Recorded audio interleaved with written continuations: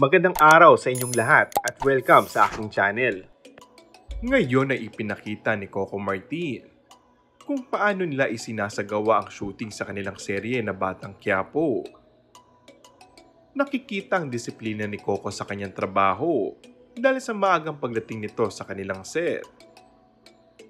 Sa isang artikulo, mababasang mahigpit na direktor umano si Coco.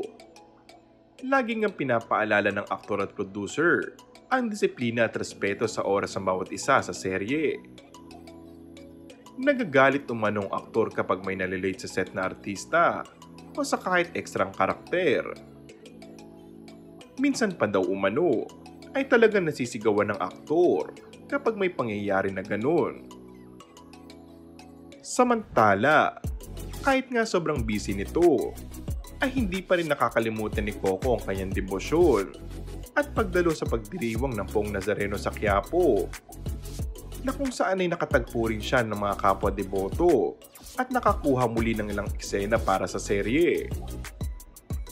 Si Rodel Pacheco na Cianceno, o mas kilala sa palayaw na Coco Martin, ay isang kilalang aktor-direktor at producer sa Pilipinas. Tanyag siya bilang si Ricardo Dalisay sa FPJs Ang Probinsyano.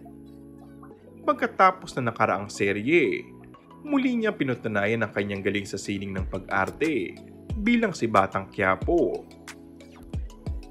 Sa kabila ng kanyang tagumpay sa karera, hindi may iwasan na magkaroon ng tsismis sa personal na buhay si Coco Martin.